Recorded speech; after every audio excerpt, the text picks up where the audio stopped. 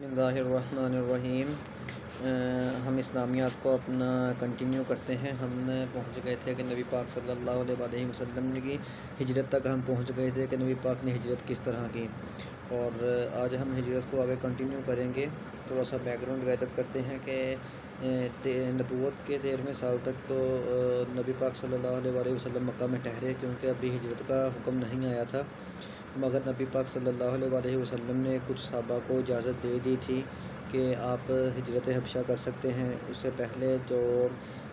5 نبوی 615 اور 6 نبوی 616 میں ہجرت حبشہ اول اور ہجرت حبشہ سیکنڈ بھی ہو گئی تھی، اور پھر نبوت کے اس کے 11ویں سال 6 مسلمان مدینہ سے آئے تھے، جو لوگ وہ مسلمان ہو گئے تھے جن کا تعلق خزرج قبیلہ سے تھا۔ پھر اس کے بعد 12 نبوی میں بیعت عقبہ اولیٰ اور 13 نبوی میں بیعت عقبہ ثانی بھی ہو گئی تھی۔ اس کی وجہ سے مدینہ کے کافی لوگ مسلمان ہو چکے تھے، اور اس کے ساتھ ساتھ ہی نبی پاک صلی اللہ علیہ وسلم نے نبوت کے 13ویں سال موصب بن عمیر رضی اللہ تعالیٰ عنہ اور ان کے ساتھ ایک اور صحابی تھے جن کا نام تھا عبداللہ ابن مکتوم، جو نبینہ صحابی ہیں، ان دونوں کو بھیج دیا تاکہ آپ جا کر، کیونکہ مدینہ میں لوگوں نے مسلمان ہونا شروع کر دیا تھا، اسلام قبول کرنا شروع کر دیا تھا، تو نبی پاک نے فرمایا کہ جائیں آپ جا کر ادھر تبلیغ کریں اور لوگوں کو مزید مسلمان کریں۔ اس لیے موصب بن عمیر ہیں، جو ان کے بارے میں تھوڑی سی اگر انفارمیشن یہ ہے کہ ان کی شکل نبی پاک صلی اللہ علیہ وسلم سے ملا کرتی تھی، اور موصب بن عمیر وہی صحابی ہیں، پہلے صحابی ہیں جو اسلام کے ایمبیسڈر ہیں۔ پھر اس کے بعد انہوں نے جنگ بدر میں کیا کیا، جنگ بدر میں انہوں نے جو مہاجرین کو لیڈ کر رہے تھے وہ موصب بن عمیر ہی تھے، اور جنگ احد میں موصب بن عمیر شہید ہو گئے تھے۔ تو اب نبوت کا جب 13واں سال تھا تو لوگوں قریش کا جو قبیلہ تھا، جو کفار کے مکہ کے کفار تھے، وہ آپ صلی اللہ علیہ وسلم کو بہت اذیتیں اور بہت پریشانیاں دے رہے تھے۔ تو اسی اثناء میں اللہ پاک کا حکم آ گیا کہ آپ ہجرت کر گئے اور مدینہ میں چلے جائیں۔ تو جو ہی حکم آیا تو سفر کے مہینے میں ہجرت شروع ہوئی تھی، فرض ہوئی تھی 13 نبوی سفر کے مہینے میں۔ تو نبی پاک صلی اللہ علیہ وسلم حضرت ابوبکر صدیق کے پاس گئے اور جا کر ان سے ڈسکس کیا، معاملہ بات بتائی کہ ہجرت کا وقت آ چکا ہے، ہمیں ہجرت کر کے جانا ہوگا۔ تو ابوبکر صدیق نے آپ کا بھرپور ساتھ دیا، اور حضرت اسماء اور حضرت عائشہ رضی اللہ تعالیٰ عنہ نے آپ کی ہجرت کے سامان کی تیاری کی، اور ساتھ میں ابوبکر اپنے غلام تھے جو عامر بن فہیرہ کو بھی اپنے ساتھ لے کر گئے۔ تو ابوبکر صدیق رضی اللہ تعالیٰ عنہ نے نبی پاک صلی اللہ علیہ وسلم کو تحفہ میں ایک اونٹنی پیش کی جس کا نام تھا قصوہ اونٹنی آپ کو پیش کی۔ تو نبی پاک نے فرمایا کہ میں تحفہ نہیں بلکہ اونٹنی تو میں لے لوں گا، لیکن میں اس کو بعد میں آپ کو پیسے پے کروں گا۔ اور اسماء رضی اللہ تعالیٰ عنہ ابوبکر صدیق کی بیٹی ہیں، اور یہ بیوی ہیں زبیر بن عوام کی، اور زبیر بن عوام وہی ہیں جو نبی پاک صلی اللہ علیہ وسلم کے پھوپھی کے بیٹے ہیں، پھوپھی صفیہ کے بیٹے ہیں۔ تو جب انہوں نے کھانا پیک کیا حضرت اسماء رضی اللہ تعالیٰ عنہ نے، تو نبی پاک کے لیے انہوں نے 2 پلڑوں والی بیگ میں جب کھانا پیک کیا تو آپ صلی اللہ علیہ وسلم نے ان کو 2 پٹے والے کا لقب دیا۔ پھر نبی پاک صلی اللہ علیہ وسلم ہجرت کر کے جب جانے لگے تو آپ نے مکہ سے جو 5 کلومیٹر کے فاصلے پر غار ثور ہے ادھر آپ نے قیام کیا، ادھر تو کچھ دیر آپ رکے، اور ادھر جو کفار اپنی پلاننگ کر رہا تھا کہ کس طرح نعوذ باللہ نبی پاک صلی اللہ علیہ وسلم کو قتل کیا جائے گا۔ تو کچھ اپنی رائے دے رہے تھے ادھر دارالندوہ میں بیٹھ کر، اور شیخ نجد تھا، یہ شیطانی شکل میں بیٹھ کر ان کی ساری پلاننگ سن رہا تھا۔ ابو جہل ان سب کا سردار تھا، تو ابو جہل نے کہا کہ اس طرح کرتے ہیں، جو مکہ کے 11 قبائل ہیں، طاقتور قبائل ہیں، ان کے جنگجو بندے اکٹھے کرو اور سب کو مل کر نبی پاک صلی اللہ علیہ وسلم پر نعوذ باللہ اٹیک کر دو، حملہ کر دو، کسی کو کچھ پتہ نہیں لگے گا کہ انڈیویجول کا، کسی کو پتہ نہیں چلے گا کہ کس نے نبی پاک کو قتل کیا۔ اس طرح سے مکہ والے آپس میں لڑیں گے بھی نہیں، اور بنو قریش کا جو قبیلہ ہے اس کے ساتھ ہماری بنو ہاشم خاندان کے ساتھ لڑائی بھی نہیں ہوگی۔ اب یہ پلاننگ کر ہی رہے تھے کہ ادھر سے نبی پاک صلی اللہ علیہ وسلم ہجرت فرما کر غار ثور میں چلے گئے تھے۔ تو غار ثور میں جا کر حضرت ابوبکر صدیق رضی اللہ تعالیٰ عنہ نے دیکھا ہے کہ ایک مکڑی کا جالا ہے اور ساتھ میں کبوتر کے کچھ انڈے بھی پڑے ہیں، تو ان کو یہ آئیڈیا ہو گیا کہ ادھر کافی دیر سے کوئی آیا بھی نہیں ہے۔ تو انہوں نے ادھر صفائی کی، کچھ دیر انہوں نے ادھر آرام فرمایا، اور پھر ہجرت کی طرف آپ روانہ ہو گئے۔ تو ابو جہل نے اعلان کر دیا کہ جو نبی پاک صلی اللہ علیہ وسلم کو پکڑ کر لے کر آئے گا اس کو 100 اونٹ کا انعام دیا جائے گا۔ تو یہ انعام سن کر سراقہ بن جاشم تھا، یہ بڑا ایکسائٹڈ سا ہوا، اس نے انعام کی لالچ میں آ کر نبی پاک صلی اللہ علیہ وآلہ وسلم کا پیچھا کرنا شروع کر دیا۔ اور جب یہ پیچھا کر رہا تھا تو نبی پاک صلی اللہ علیہ وآلہ وسلم کے جو ہی قریب پہنچتا، اٹیک کرنے کا دل میں سوچتا، تو اس کا جو گھوڑا تھا وہ گھٹنوں تک، اس کی ساری ٹانگیں زمین میں دھنس جاتی۔ پھر یہ اپنے گھوڑے کو اٹھاتا اور پھر اسی طرح کرتا، اور یہ کہتے ہیں کہ اپنے لیے بہت تیز ترین اور طاقتور گھوڑا ساتھ لے کر گیا تھا، لیکن جب تین طرح اس کے ساتھ اس طرح تین طرح کا واقعہ پیش آ گیا، تین طرح اس کا جو گھوڑا تھا اس کے پاؤں زمین میں دھنس گئے، تو اس نے پھر یقین کیا کہ یہ واقعی کوئی اللہ کے رسول ہیں، تو یہ سچے نبی ہیں۔ تو پھر یہ جب آپ صلی اللہ علیہ وسلم کے، تو جب یہ ان کا پیچھا کر رہا تھا نا سراقہ بن جاشم آپ صلی اللہ علیہ وسلم کا پیچھا، تو ابوبکر صدیق نے پیچھے مڑ کر دیکھا تو نبی پاک کو بتایا کہ ہمارے پیچھے کوئی آ رہا ہے، تو نبی پاک صلی اللہ علیہ وآلہ وسلم سورہ یاسین کی تلاوت فرما رہے تھے، لا تحزن ان اللہ معنا، بے شک گھبراؤ نہیں، اللہ ہمارے ساتھ ہے۔ تو جب یہ آ گیا تو اس نے آ کر کہا کہ اللہ کے نبی مجھے کلمہ پڑھا کر مسلمان کیجئے اور مجھے نا امن کا پیغام لکھ کے دیجئے۔ تو نبی پاک صلی اللہ علیہ وآلہ وسلم نے عامر بن فہمیرہ سے فرمایا کہ آپ اس کو چمڑے پر امن کا پیغام لکھ کر دو۔ امن کا پیغام لکھ کر دیا۔ سراقہ بن جاشم سے آپ صلی اللہ علیہ وآلہ وسلم نے فرمایا کہ ایک یہ ہے کہ آپ نے جا کر کسی کو بتانا نہیں ہمارا کہ ہم ہجرت کر کے جا رہے ہیں اور کس جگہ پہنچ گئے ہیں، اور دوسری بات نبی پاک نے ایک خوشخبری بھی سنائی کہ اے سراقہ، تمہیں اس وقت تک موت نہیں آئے گی جب تک تم کیسر و کسریٰ کا کنگن نہ پہن لو۔ یہ کر کے سراقہ بن جاشم واپس آ گیا اور اس نے ایسے ہی کیا، اب مسلمان ہو گیا تھا، تو اس نے نبی پاک صلی اللہ علیہ وآلہ وسلم کا کسی کو کچھ نہیں بتایا، نہ ہی اس نے کسی کو بتایا کہ میں پیچھے گیا تھا یا میرے ساتھ یہ معاملہ آیا ہے۔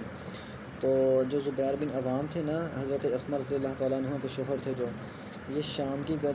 میں تجارت کر کے واپس آ رہے تھے، تو راستے میں جب ہی آ رہے تھے اور نبی پاک صلی اللہ علیہ وسلم مدینہ میں جا رہے تھے، تو ان کی نبی پاک سے ملاقات ہوئی، تو انہوں نے نبی پاک کو 2 سوٹ تحفے میں عطا دیے، گفٹ دیا۔ تو پھر زبیر بن عوام بھی واپس آ گئے، مکہ کی طرف آ گئے تھے۔ اور پھر اسی طرح جب تو راستے میں نا ایک گھر تھا ام معبد کا۔ ام معبد ایک خاتون تھی، ضعیف خاتون تھی، جو کہ ان کے والد کا نام ابو معبد تھا اور ان کی جو تھا والدہ کا نام بھی معبد تھا، تو اس طرح ان کا نام تھا ام معبد۔ وہ بہت اپنی ضیافت سے مشہور تھیں اور مہمان نوازی بہت زیادہ کرتی تھی، تو نبی پاک تو اللہ کے رسول تھے، تو نبی پاک نے ان کے گھر میں قیام کرنا چاہا اور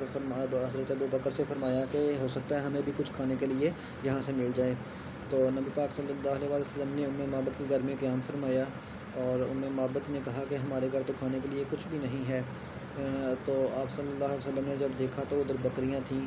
تو نبی پاک صلی اللہ علیہ وآلہ وسلم نے ایک بکری کا دودھ دویا، اور اللہ کے رحمت سے، اللہ کی برکت سے اتنا دودھ ہو گیا کہ وہ دیکھتی ہی رہ گئیں کہ یہ تو اتنی غریب سی بکری ہے، معصوم سی، تو اس میں اتنی طاقت بھی نہیں تھی، اس نے اتنا دودھ کہاں سے دے دیا ہے۔ پھر یہ کر کے نبی پاک صلی اللہ علیہ وسلم مدینہ میں پہنچے۔ اب جب مدینہ میں نبی پاک پہنچے تو ادھر مدینہ میں چاہنے والے نبی پاک کے بہت زیادہ ہو چکے تھے، مسلمان تھے لوگ، تو اب نبی پاک صلی اللہ علیہ وسلم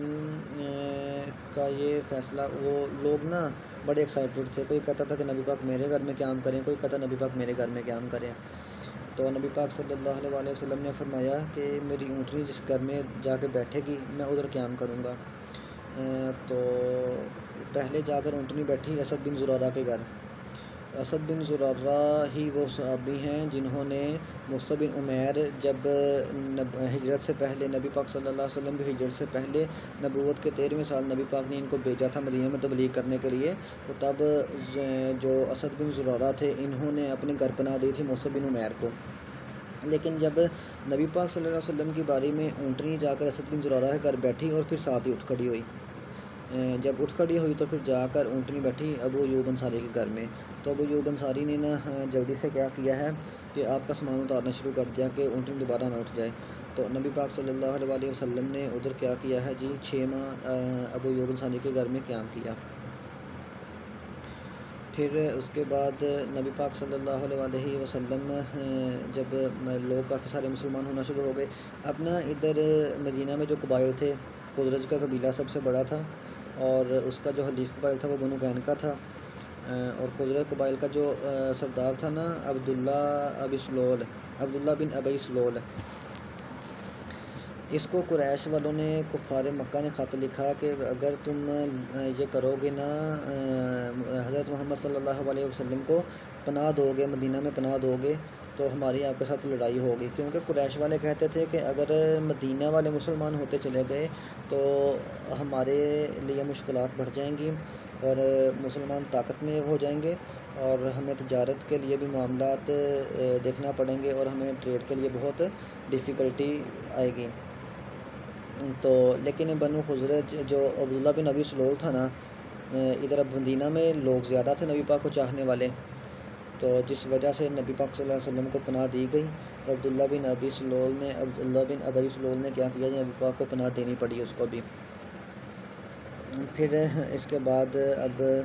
جب یہ ہو چکا نا، تو نبی پاک صلی اللہ علیہ وسلم نے نا مدینہ والوں سے اب یہاں سے ہجری دور شروع ہو جاتا ہے۔ نبی پاک صلی اللہ علیہ وسلم نے مدینہ والوں سے کیا کیا ہے جی، ایک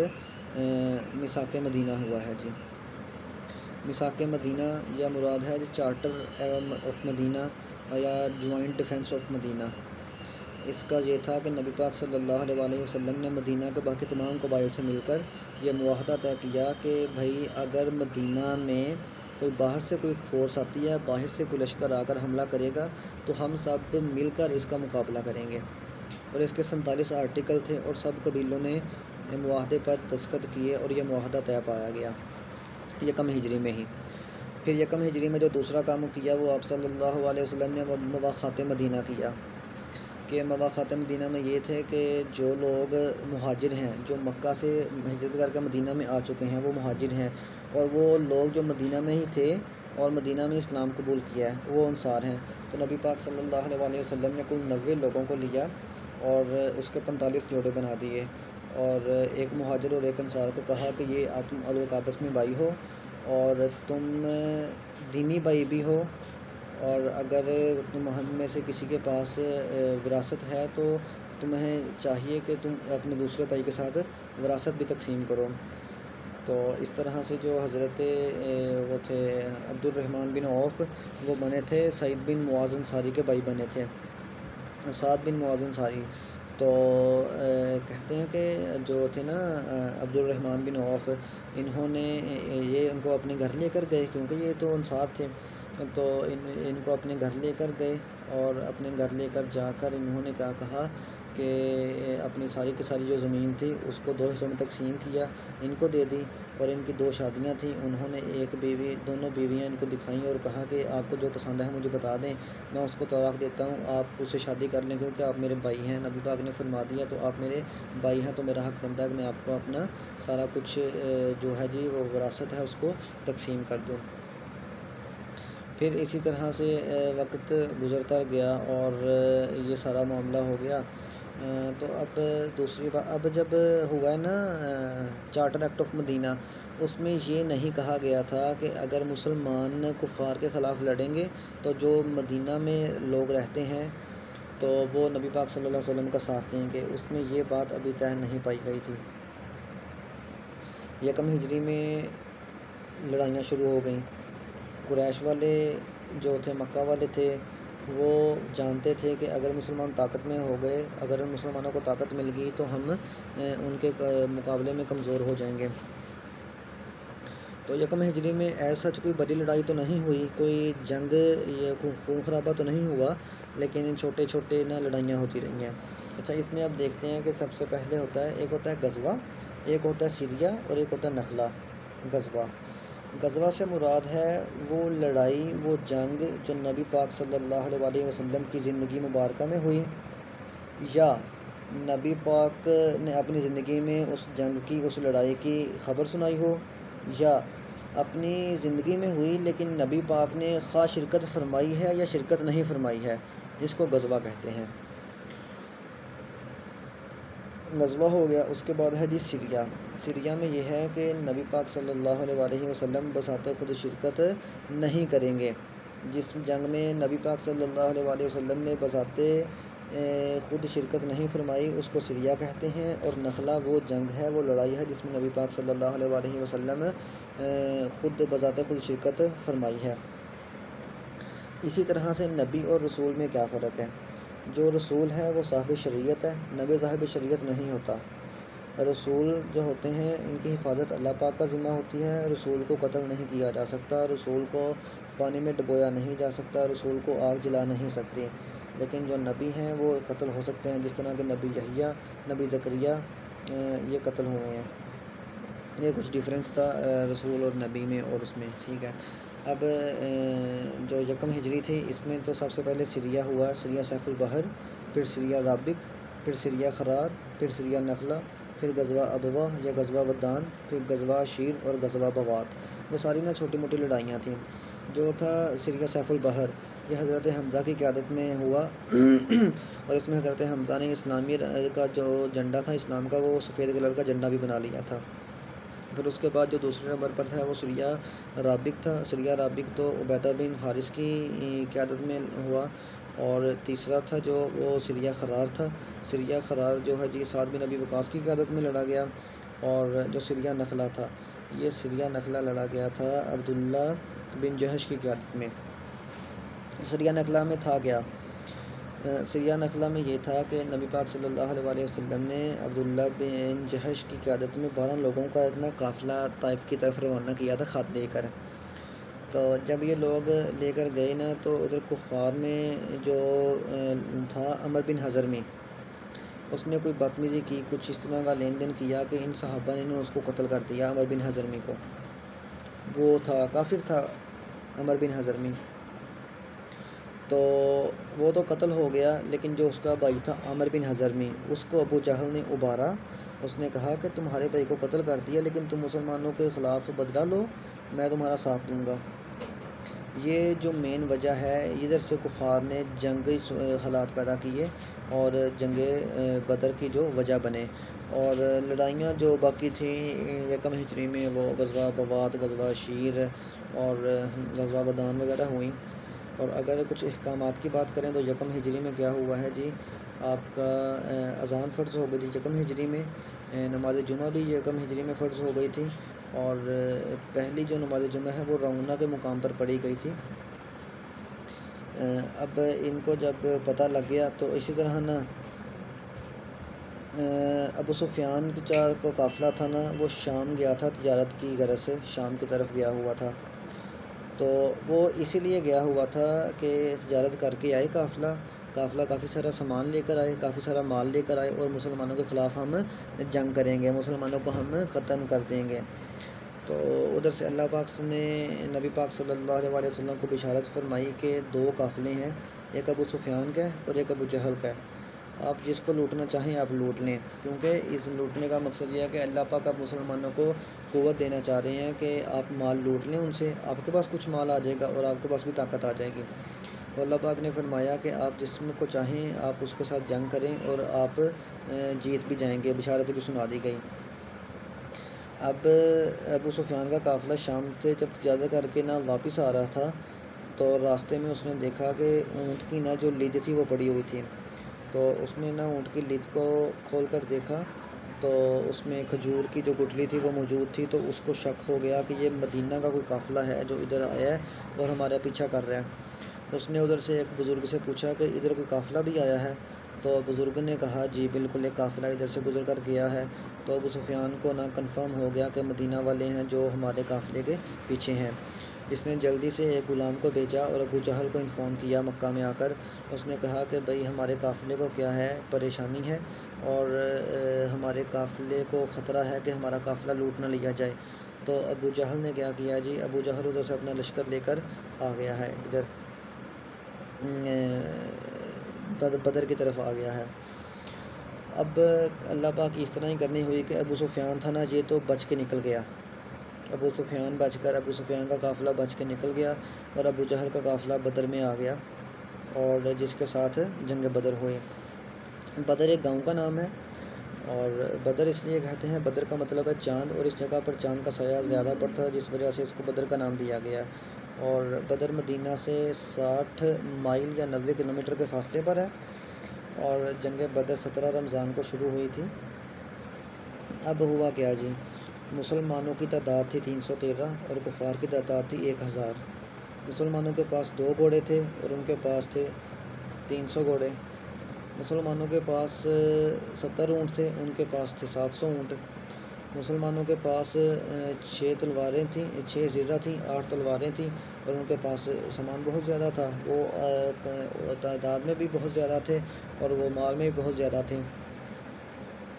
اب جو 313 تھے نا صحابہ جو نبی پاک صلی اللہ علیہ وسلم کے ساتھ تھے، تو اس میں جو 82 تھے وہ تو مہاجر تھے جو مکہ سے ہجرت کر کے مدینہ آئے تھے۔ تو ان کے جو سردار بنے تھے وہ موصب بن عمیر تھے۔ جنگ بدر میں موصب بن عمیر مہاجرین کو لیڈ کر رہے تھے، اور جو انصار تھے ان کو سعد بن معاذ جو کہ اوس قبیلہ کے سردار تھے وہ ان کو لیڈ کر رہے تھے۔ لیکن ان جو 231 باقی بچے ہیں نا، 313 میں سے 82 اگر نکال دے باقی 231، ان 231 میں 170 کا جو تعلق تھا وہ خزرج قبیلہ سے تھا، خزرج کے قبیلہ سے ان کا تعلق تھا، اور جو 61 تھے ان کا تھا اوس قبیلہ سے تعلق تھا۔ تو اب نبی پاک صلی اللہ علیہ وسلم کو پتہ تھا کہ جب ہم نے کیا ہے میثاق مدینہ کیا ہے، تب ہم نے اس میں یہ ایگریمنٹ نہیں کیا کہ کیونکہ لڑائی تو مسلمانوں کی ہے اور وہ بھی کفار کے ساتھ ہے۔ تو نبی پاک صلی اللہ علیہ وسلم نے انصار کا موقف لینا چاہا کہ کیا یہ ہمارے ساتھ لڑنا چاہ رہے ہیں یا نہیں لڑنا چاہ رہے۔ تو نبی پاک صلی اللہ علیہ وسلم نے انصار سے بات کی، تو جو ان کے لیڈر تھے سعد بن معاذ، تو انہوں نے کہا کہ اے اللہ کے نبی صلی اللہ علیہ وسلم، آپ ہمیں ثابت قدم پائیں گے، ہم موسیٰ علیہ السلام کی قوم کی طرح نہیں کریں گے، اگر آپ ہمیں حکم دیں گے تو ہم سمندر میں گھوڑے بھی دوڑا دیں گے۔ تو خیر نبی پاک صلی اللہ علیہ وسلم قافلہ لے کر جنگ بدر کے میدان میں اترے، اور ادھر ابو جہل بھی تھا۔ اب جنگ شروع ہو گئی اور 1 on 1 مقابلہ شروع ہو گیا۔ ابو جہل نے اپنی ساری فیملی عتبہ، شیبہ، ربی اور امیہ بن حلف، کرمہ بن ابی جہل، ابو جہل کی پوری فیملی اور مکہ کے 24 قبیلوں کے سردار تھے جو کہ جنگ بدر میں شامل ہو گئے۔ تو ادھر سے کفار کی طرف سے جو تھا عتبہ، شیبہ اور ولید آئے، تو نبی پاک صلی اللہ علیہ وسلم نے مسلمانوں سے ان کے خلاف لڑنے کے لیے 3 انصار کو بھیجا۔ تو وہ لوگوں نے کہا کہ نہیں جی نہیں، ہم ان انصار کے ساتھ نہیں لڑنے، ہماری تو لڑائی ہی کفار کے ساتھ ہے، ہماری لڑائی ہی مکہ والوں کے ساتھ ہے، تو ہمارے ساتھ مکہ والے ہی لڑیں گے۔ تو پھر نبی پاک صلی اللہ علیہ وسلم نے ولید کے خلاف حضرت علی کو بھیجا، اور شیبہ کے خلاف حضرت حمزہ رضی اللہ تعالیٰ عنہ کو بھیجا، اور جو عتبہ تھا اس کے خلاف عبیدہ بن حارث کو بھیجا۔ حضرت علی نے ولید کو قتل کر دیا، حضرت حمزہ رضی اللہ تعالیٰ عنہ نے شیبہ کو قتل کر دیا، اور جو تھا نا عتبہ، اس نے عبیدہ بن حارث کی ٹانگ کاٹ دی تھی۔ تو پھر بعد میں حضرت حمزہ نے اس کو قتل کر کے شیبہ کو، تو پھر عتبہ کو بھی حضرت حمزہ نے قتل کر دیا تھا۔ اب جب ان کے یہ سردار قتل ہو گئے، اور اس کے بعد معاذ اور معوذ، یہ 2 چھوٹے بچے تھے 13-14 سال کی جن کی عمر تھی، تو انہوں نے آ کر عبد الرحمن بن عوف سے پوچھا کہ ابو جہل کہاں ہے؟ تو انہوں نے فرمایا کہ وہ جنگ میں لڑ رہے ہیں۔ تو انہوں نے بچوں نے کہا کہ ہم نے ابو جہل کو قتل کر دینا کیونکہ یہ نبی پاک صلی اللہ علیہ وسلم کو گالیاں دیتا ہے۔ تو معاذ اور معوذ نے مل کر ابو جہل کا خاتمہ کر دیا، ابو جہل کو قتل کر دیا گیا۔ اور اسی طرح سے کیا ہوا، مسلمانوں کی فتح ہو گئی، کیونکہ مسلمانوں کو اللہ پاک نے بشارت سنائی ہوئی تھی، تو مسلمان اس جنگ میں کامیاب ہو گئے، اور جنگ کے اہتمام پر جو تھے مسلمان کے تھے وہ 14 مسلمان شہید ہو گئے تھے۔ اور اگر کفار کی بات کریں تو کفار میں کیا ہے، 70 ان کے 24 سردار مارے گئے تھے، اور 24 سردار ٹوٹل ان کے 70 لوگ مارے گئے تھے، اور 70 قیدی ہو گئے تھے، جن میں سے 70 میں سے 24 تو ان کے بڑے بڑے سردار تھے جو قتل ہو گئے تھے، 70 لوگ ان کے قیدی بن گئے تھے۔ اور اسی طرح سے اب جنگ ہو گئی، اور ابو جہل اور جو بڑے باقی سردار تھے انہوں نے کیا کہا، انہوں نے کفار کو رونے پر پابندی لگا دی۔ انہوں نے کہا اگر ہم رو لیے ہمارا غم کم ہو جائے گا، لیکن ہم نے مسلمانوں سے بدلہ دوبارہ لینا ہے، تو انہوں نے رونے پر پابندی لگا دی۔ تو نبی پاک صلی اللہ علیہ وسلم کو کافی مال غنیمت بھی ملا، اور جس میں صورت انفال میں ہی ذکر ہے جنگ بدر کا، اور اسی میں اللہ پاک نے فرمایا ہے کہ آپ مال غنیمت کے بارے میں پوچھتے ہیں، یہ مال اللہ اور اس کے رسول کا مال ہے۔ اب جب جنگ ختم ہو گئی تو جنگ کے بعد بھی کچھ تھے جو 2-3 کافر تھے ان کو قتل کر دیا گیا، جس طرح کہ حارث بن نضر تھا، یہ کرتا کیا تھا، یہ نا مسجد کے باہر کفار کو لے کر آتا تھا اور ادھر آ کر تالیاں سیٹیاں بجاتا تھا تاکہ مسلمانوں کی توجہ مبذول کی جائے اور مسلمان نماز نہ پڑھ سکیں، تو اس کو حضرت علی نے قتل کر دیا۔ اور اسی طرح جو تھا عقبہ بن ابی معیط تھا، جس نے نبی پاک صلی اللہ علیہ وسلم پر اجڑی پھینکی تھی، اور نبی پاک صلی اللہ علیہ وسلم کے گلا مبارک میں اس نے کیا کیا تھا، کپڑا ڈالا تھا، تو اس کو حضرت عاصم رضی اللہ تعالیٰ عنہ نے کیا کر دیا، شہید کر دیا، یہ ہو گیا۔ اب جو قبیلہ تھا نا بنو قینقاع، بنو قینقاع قبیلے نے کیا کیا، ایک عورت، مسلمان عورت کے ساتھ انہوں نے بدتمیزی کی، تو نبی پاک صلی اللہ علیہ وسلم کو پتہ چلا۔ نبی پاک صلی اللہ علیہ وسلم نے حضرت حمزہ کی قیادت میں 500 کا لشکر بھیجا اور فرمایا کہ آپ جا کر بنو قینقاع کا محاصرہ کر لیں۔ بنو قینقاع کا جب محاصرہ کر لیا گیا تو اس کے 700 جو لوگ تھے، تو نبی پاک نے حکم دیا تھا کہ ان سب کے سب لوگوں کو قتل کر دو۔ لیکن کیونکہ بنو قینقاع حلیف قبیلہ کس کے ساتھی ہے، یہ خزرج قبیلے کا ہے، اور جنگ بدر کے بعد جو خزرج قبیلے کا سردار تھا عبداللہ ابن ابی سلول، اس نے اسلام قبول کر لیا تھا، اور یہ نہ گیا اور جا کر نبی پاک صلی اللہ علیہ وسلم کے پاؤں پڑ گیا اور کہنے لگا، ترلے وغیرہ نہ کرنے لگ گیا کہ نبی پاک صلی اللہ علیہ وسلم ان لوگوں کو معاف کر دیں، قتل نہ کریں۔ تو نبی پاک نے ان کو پھر جلا وطن کر دیا اور یہ لوگ مدینہ چھوڑ کر خیبر کی طرف چلے گئے، یعنی جنگ بدر کے بعد بنو قینقاع کا خاتمہ کر دیا گیا، بنو قینقاع قبیلہ ختم ہو گیا۔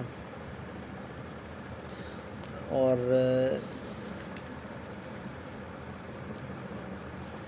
اس طرح سے کیا ہوا ہے، مسلمانوں کو نا اب تھوڑی سی قوت ملنا شروع ہو گئی ہے اور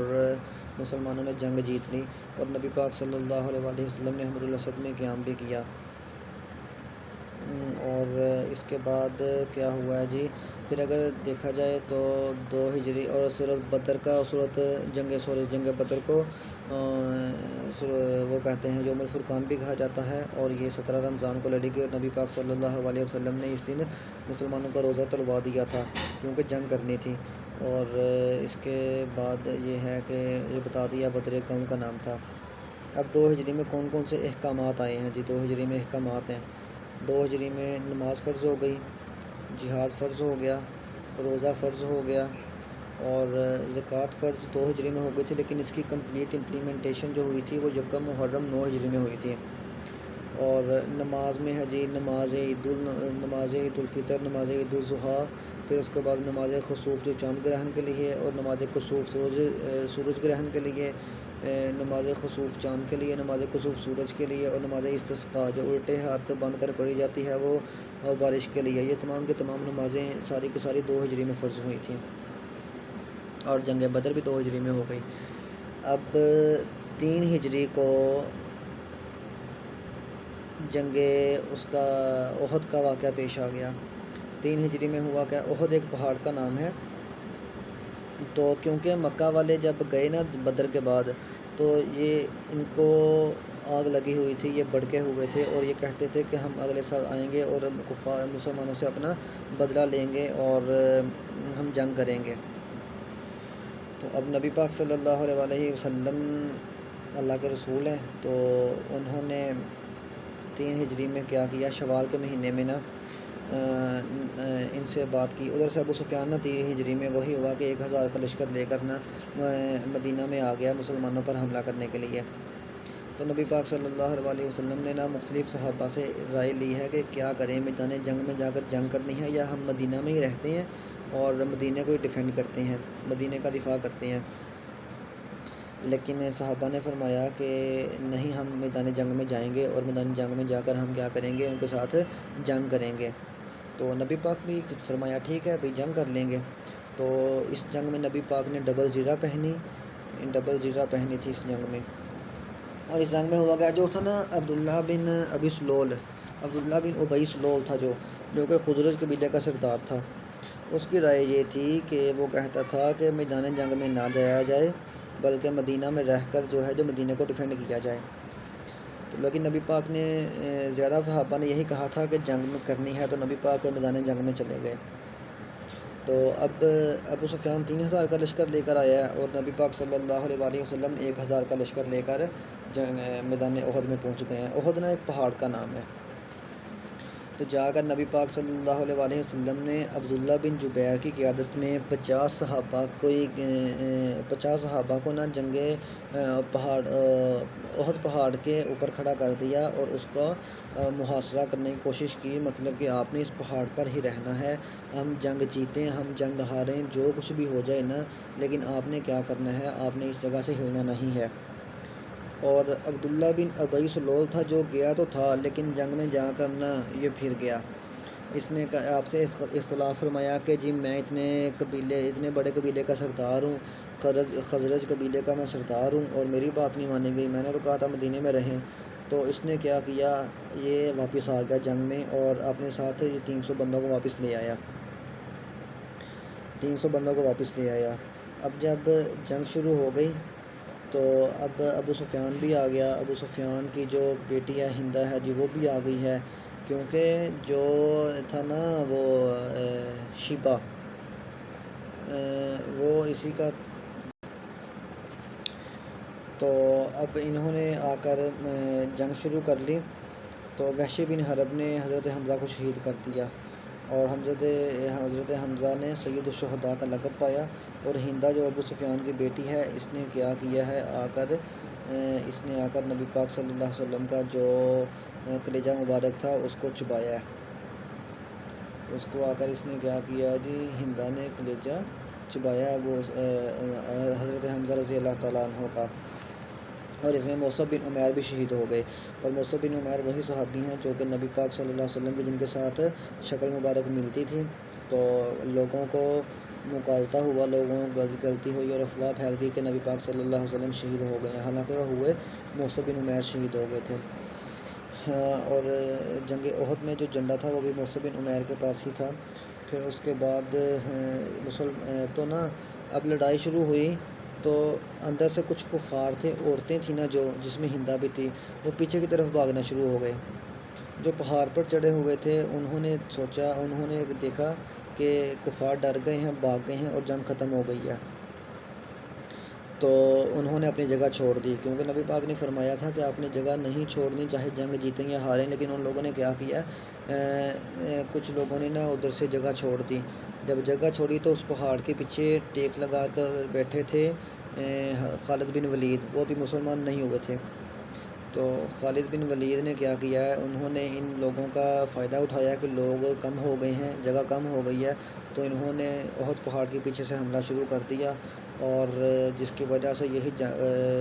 وجہ بنے اور مسلمان یہ جنگ ہار گئے۔ اور اس نے آ کر خالد بن ولید نے آ کر نبی پاک صلی اللہ علیہ وسلم پر اٹیک کرنے کی کوشش کی، لیکن صحابہ کرام نے آپ صلی اللہ علیہ وسلم کی حفاظت کے لیے ان کے آگے آتے گئے، اور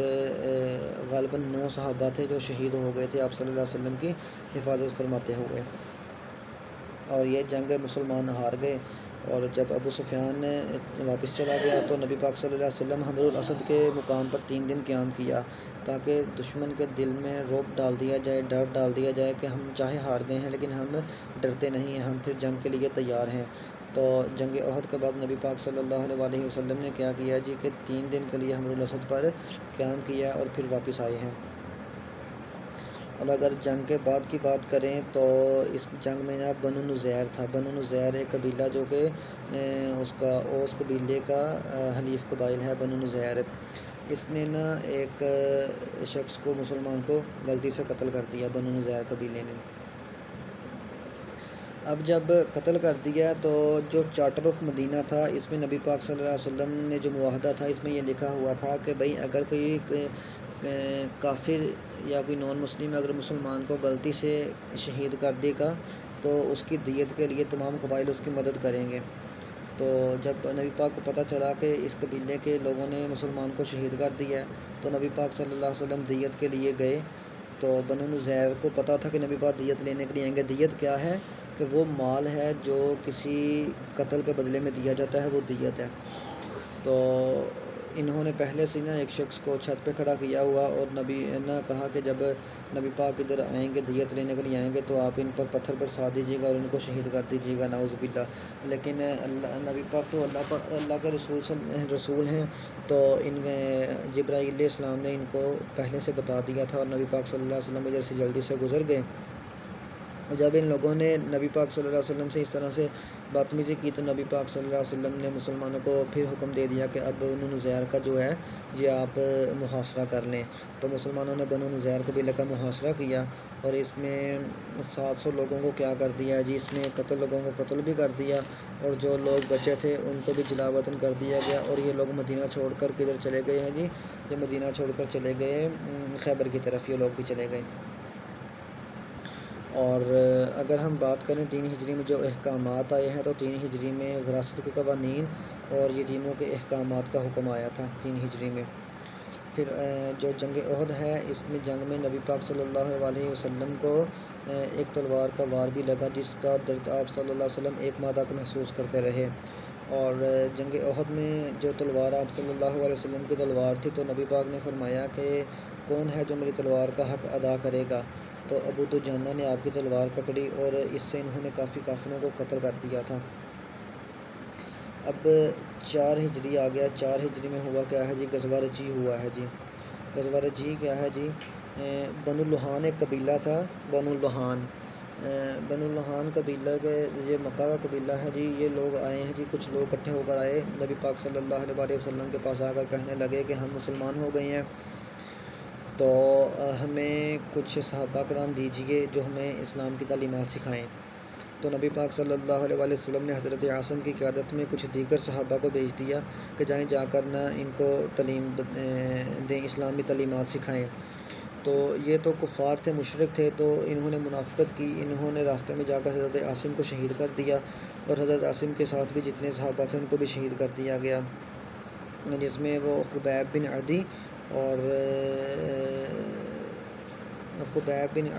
اور زید بن دانش بھی شامل ہیں۔ انہوں نے نا ان سب صحابہ کو کیا کر دیا، زید بن عدی اور دانش بن حبیب بن عدی اور زید بن دانش کو کیا کر دیا جی، اور حضرت عاصم کے علاوہ جتنے بھی صحابہ تھے سب کو کیا کر دیا، شہید کر دیا جی۔ تو اس کا بدلہ لینے کے لیے کیا ہوا جی، غزوہ رجیع ہوا ہے جی۔ پھر اس کے بعد اگر دیکھیں، ایک تھا کعب بن اشرف، یہودی تھا۔ کعب بن اشرف کیا کرتا تھا، یہ مسلمانوں کے خلاف یہودیوں کو بھڑکانے کا کام کیا کرتا تھا۔ تو اس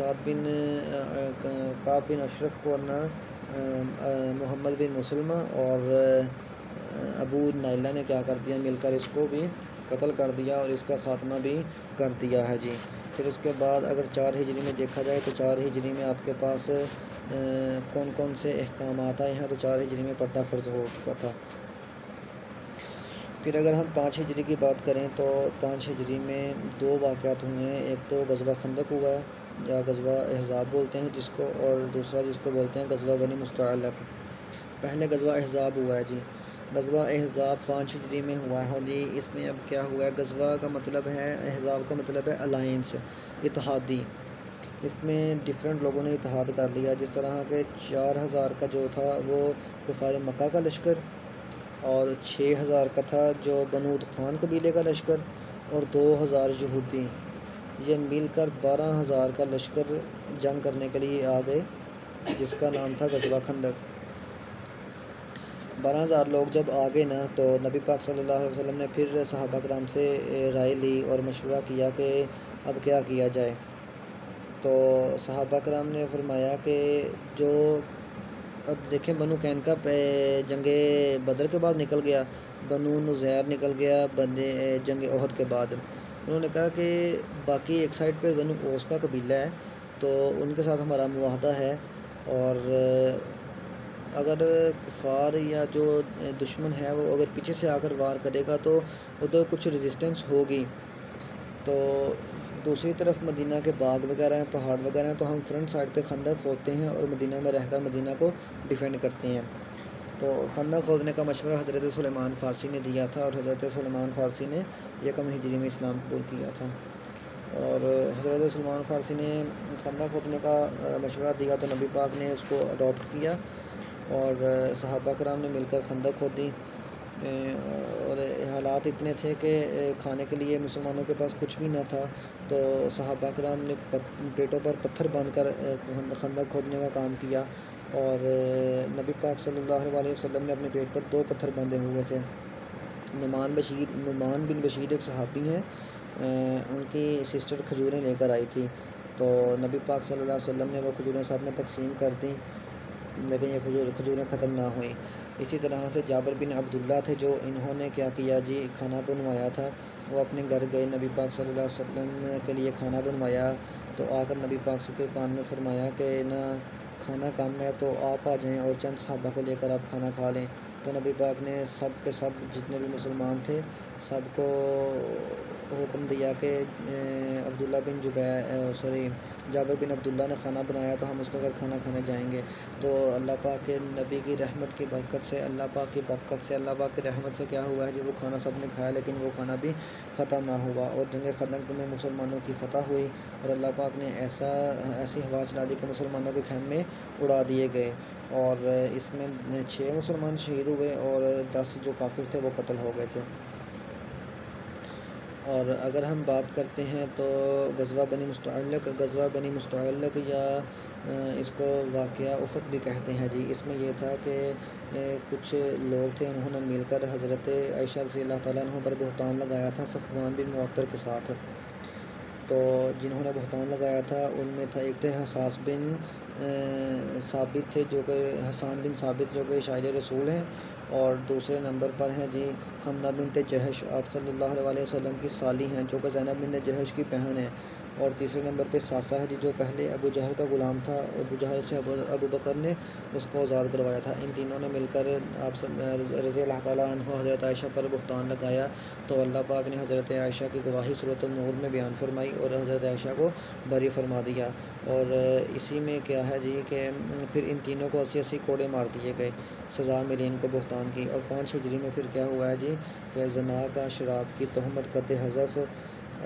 یہ احکامات آئے، اور 5 ہجری میں ہی آپ کے پاس